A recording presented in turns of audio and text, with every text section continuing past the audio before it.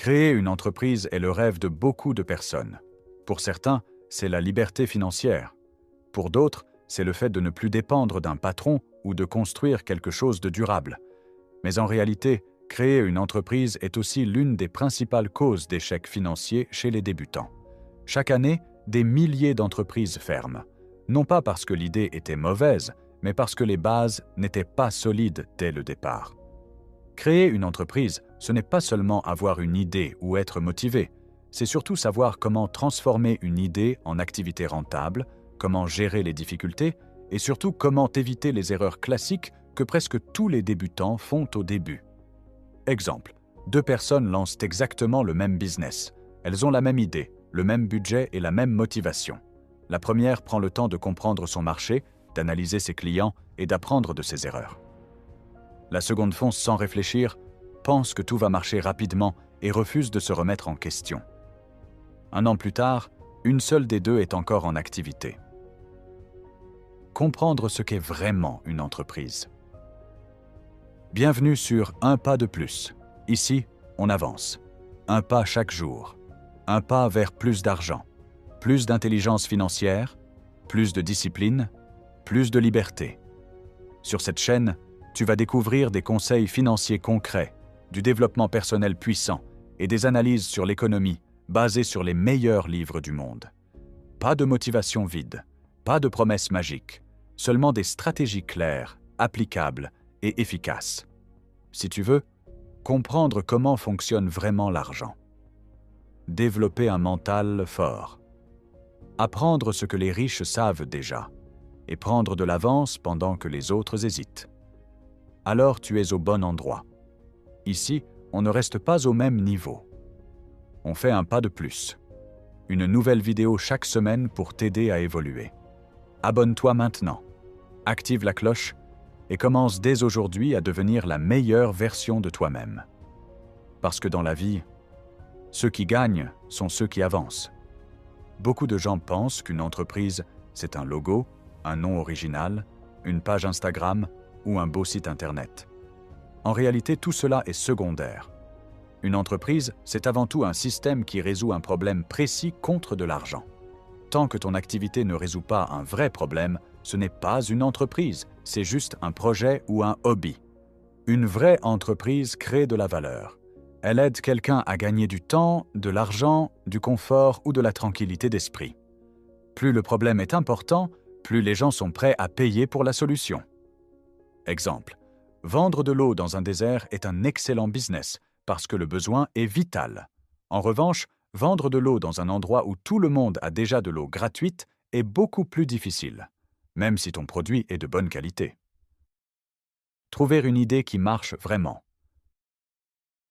Contrairement à ce que beaucoup pensent, la meilleure idée d'entreprise n'est pas forcément une idée nouvelle ou révolutionnaire.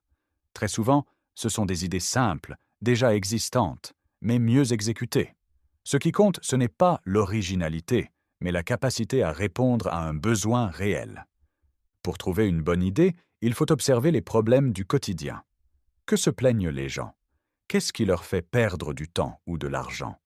Qu'est-ce qu'ils aimeraient améliorer dans leur vie? Exemple, les gens n'achètent pas une perceuse parce qu'ils aiment les perceuses. Ils achètent une perceuse parce qu'ils veulent faire un trou dans le mur. Si tu comprends cette logique, tu comprends le business. On ne vend pas un produit, on vend une solution. Étudier son marché avant de se lancer. L'une des plus grandes erreurs des débutants est de se lancer sans jamais étudier le marché. Ils se basent uniquement sur leur intuition ou leur motivation. Pourtant, le marché est celui qui décide si ton entreprise va réussir ou non.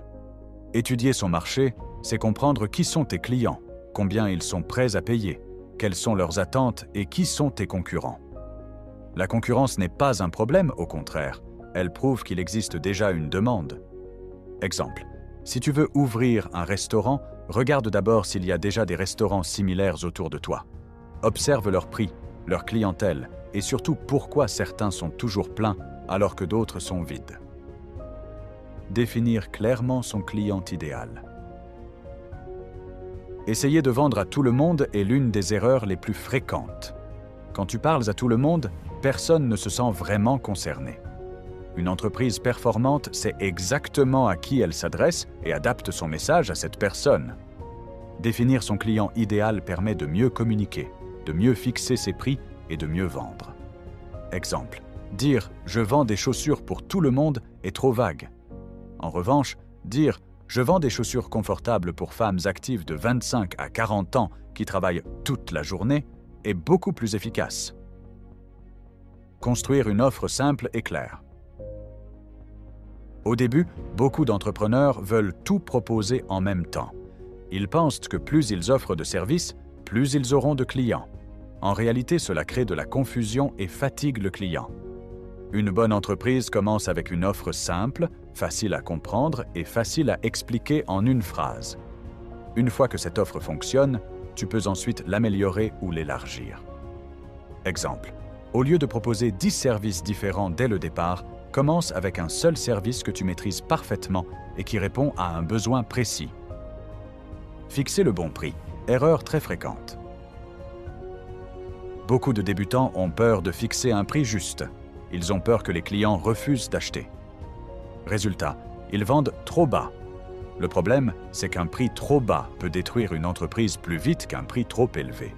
Un bon prix doit couvrir tes coûts, ton temps et te permettre de faire un bénéfice. Une entreprise qui ne fait pas de bénéfice ne peut pas survivre.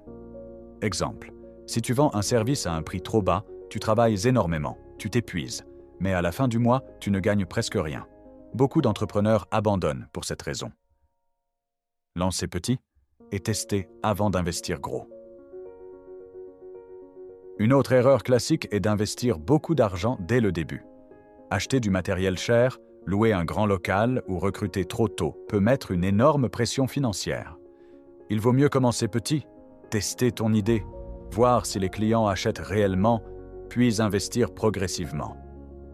Exemple, avant de louer un grand local, commence à vendre en ligne, depuis chez toi ou via les réseaux sociaux pour tester la demande réelle. Les erreurs de débutants à éviter absolument. Vouloir tout faire seul. Beaucoup de débutants pensent qu'ils doivent tout faire seuls. Pourtant, demander conseil permet de gagner du temps et d'éviter des erreurs coûteuses. Exemple, un entrepreneur qui demande conseil à des personnes plus expérimentées évite souvent plusieurs mois, voire plusieurs années d'erreurs. Copier sans comprendre. Copier un business qui marche sans comprendre pourquoi il marche est très dangereux. Chaque marché est différent. Exemple, ce n'est pas parce qu'un restaurant fonctionne très bien dans une ville qu'il marchera automatiquement dans une autre avec les mêmes méthodes. Abandonner trop vite. Les premiers mois sont souvent les plus difficiles. Beaucoup abandonnent juste avant que les résultats arrivent. Exemple, la majorité des entreprises aujourd'hui rentables n'ont pas gagné d'argent pendant leurs 6 premiers mois. Mélanger argent personnel et argent de l'entreprise. C'est une erreur très grave chez les débutants. L'entreprise doit être gérée comme une entité à part entière. Exemple, si tu utilises l'argent de l'entreprise pour tes dépenses personnelles, tu ne sauras jamais si ton business est réellement rentable. L'importance de la discipline et de la patience. Créer une entreprise demande du temps, de la discipline et de la constance. Ce n'est pas une course rapide, c'est un marathon. Les résultats viennent rarement vite, mais ils viennent pour ceux qui continuent à apprendre et à s'améliorer. Exemple, une personne qui travaille un peu chaque jour sur son entreprise ira toujours plus loin qu'une personne très motivée au début, mais qui abandonne après quelques obstacles. Conclusion. Créer une entreprise est possible pour presque tout le monde, mais réussir demande une vraie méthode, de la patience et une bonne mentalité. Ce ne sont pas les plus intelligents ni les plus rapides qui gagnent, mais ceux qui évitent les erreurs de débutants apprennent de leurs échecs et continuent malgré les difficultés.